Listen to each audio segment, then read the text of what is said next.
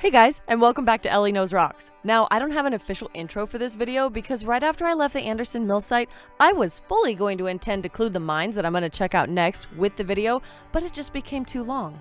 So, that being said, thank you all so much for being part of my adventure, and let's go see what we find.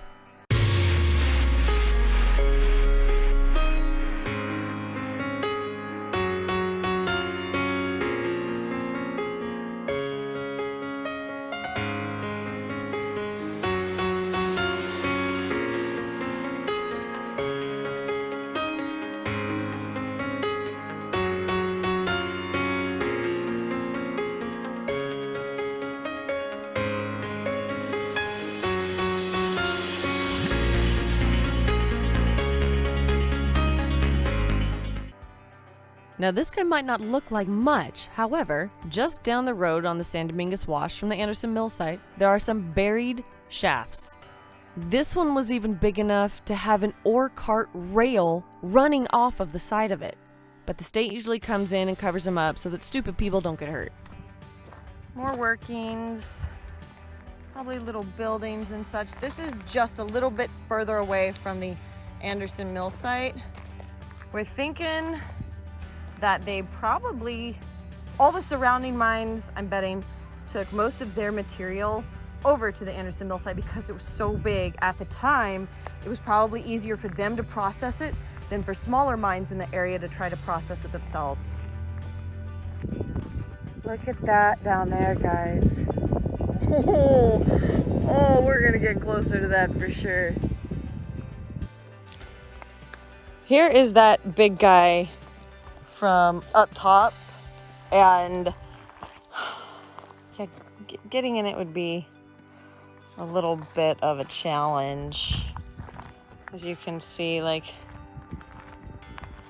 I'm not sure like how much. I don't think it goes in there very far at all. It just basically kind of ballrooms out.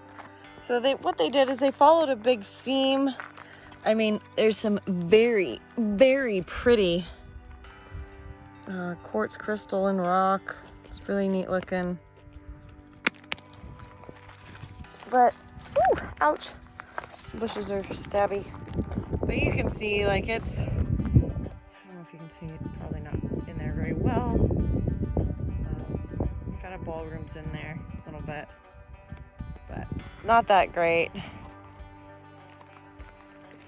Too bad. It's interesting as can be. That's pretty neat because that. Hi.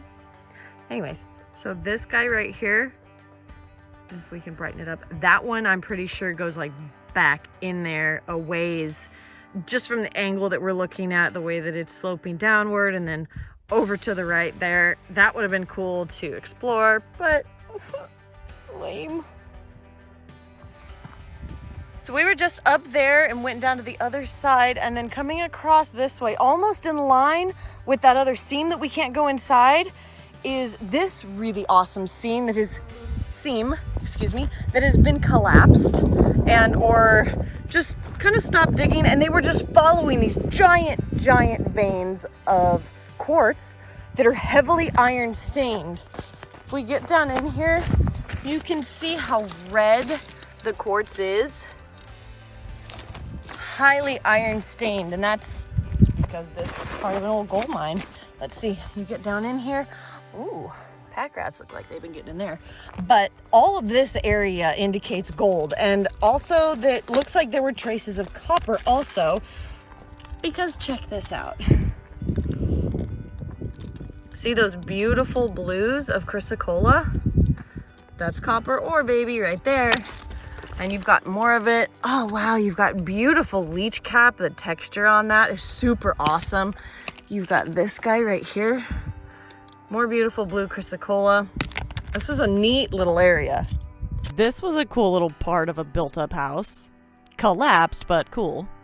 So from here, I met up with some friends, did a little dry washing, had a lot of fun, found some more beautiful rocks of some copper oxide, chrysocolla, and quartz, as well as some orpiment, a very good indicator of gold. Thank you guys so much for watching my short little video and coming along on this adventure with me. I hope you come back for the next one.